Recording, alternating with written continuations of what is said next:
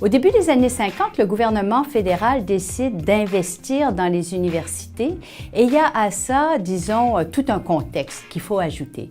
Le contexte, c'est que, d'abord, la première chose à dire, c'est que l'éducation, c'est une compétence exclusive des provinces. Donc, le fédéral, en principe, n'a pas à se mêler de financement d'enseignement supérieur. Mais après la Deuxième Guerre mondiale, le gouvernement fédéral reprend la politique centralisatrice qu'il avait essayé déjà d'adopter à la fin des années 30. Et ça veut dire que le gouvernement fédéral conçoit le Canada de plus en plus comme un pays unitaire plutôt qu'un pays fédéral. Le gouvernement national du Canada, ça devient donc dans son esprit le gouvernement d'Ottawa. Et ça veut dire que les provinces deviennent dans sa mentalité une simple administration provinciale plutôt que des États qui ont leurs propres obligations constitutionnelles et les propres sources de financement pour les remplir.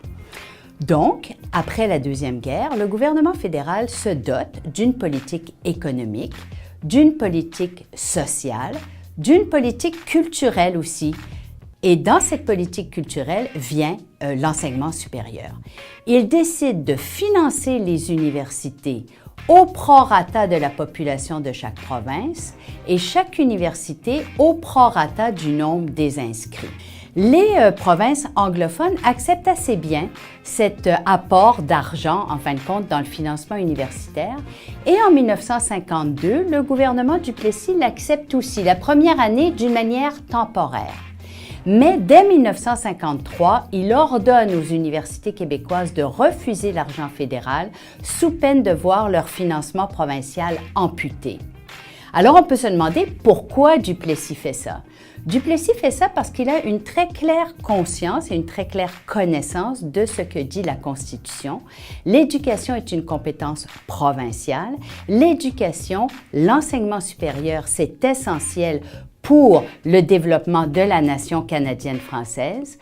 Donc, Duplessis refuse l'argent fédéral et préfère se passer d'argent que de perdre une compétence provinciale. Mais ce faisant, il engage un bras de fer avec Ottawa qu'il espère bien gagner et en réalité, c'est un peu ce qui va se produire. Alors maintenant, qu'est-ce que Duplessis a fait dans ce contexte-là? Eh bien, Duplessis a engagé un deuxième bras de fer, si on peut dire, avec le gouvernement fédéral. Le premier bras de fer, c'est dire aux universités, vous ne recevrez pas les subventions fédérales et parier qu'Ottawa va céder.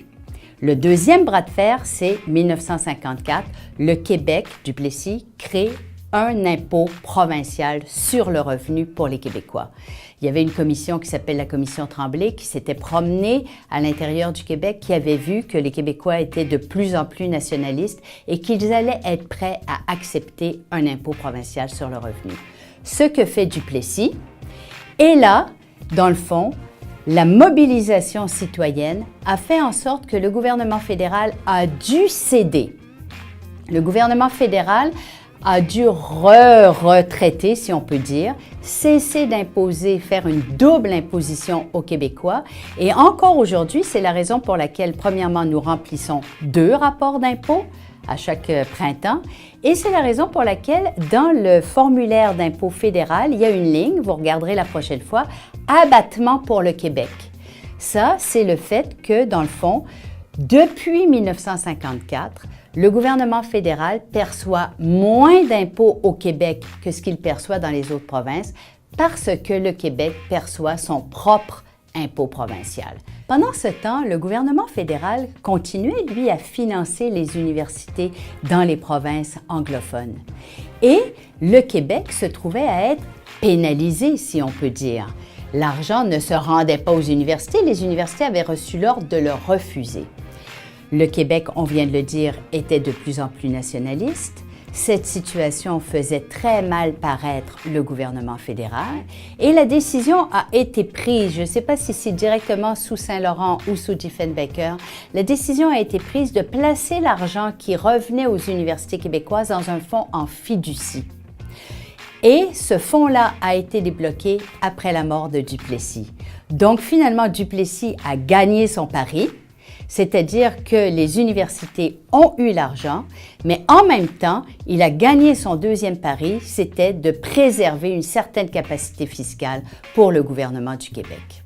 Le gouvernement Lesage a finalement accepté l'argent et les priorités d'Ottawa plutôt que d'utiliser le rapport de force qui avait été constitué à l'époque précédente pour continuer à réclamer des points d'impôt. Le gouvernement Lesage a accepté les transferts fédéraux et ce faisant, il a finalement contribué à accentuer la logique de centralisation fédérale au sens où maintenant il n'existe presque plus de pouvoir exclusif pour le Québec. Les empiètements d'Ottawa sont absolument dans tous les domaines, dans tous les pouvoirs qui relèvent du Québec.